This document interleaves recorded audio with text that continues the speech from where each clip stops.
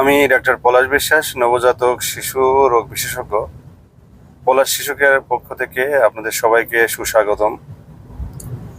আজ আমরা জানব বাচ্চাকে কত বয়স থেকে লবণ দেয়া যাবে।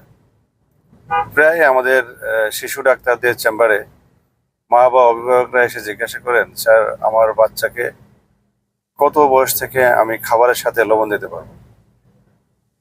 এ বিষয়ে আমেরিকান একাডেমি অফ পেডিয়াট্রিক্স, বিশ্ব স্বাস্থ্য সংস্থা ও অন্যান্য বেশ কিছু সংস্থা যারা শিশু স্বাস্থ্য নিয়ে কাজ করে, তাদের মতামত অনুযায়ী বাচ্চাকে আপনি অবশ্যই 1 বছরের আগে লবণ দেয়া যাবে না। এখন 1 বছরের আগে লবণ দেয়া যাবে না কেন? কারণ বাচ্চাদের যে কিডনি বা বৃক্ক যেটা থাকে সেটা 1 বছরের আগে পরিপক্ক হয় না, এবং আপনি যদি বাচ্চাকে খাবারের সাথে লবণ দেন তাহলে সেই লবণটা ড্রিল করার মতো পরিপক্ক ম্যাচুরিটি কিডনির তৈরি হয় না 1 বছরের আগে।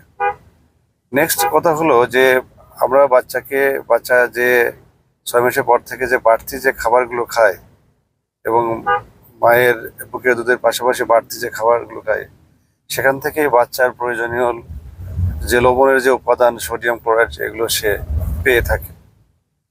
আর বাচ্চাকে যদি আমরা 6 মাসের পর পরেই লবণ দেওয়া, বাচ্চার খাবার যে লবণ দেওয়া শুরু করে, তাহলে বাচ্চা ভবিষ্যতে তার প্রেশার বা হাইপারটেনশন ডেভেলপ করারও রিস্ক থাকে।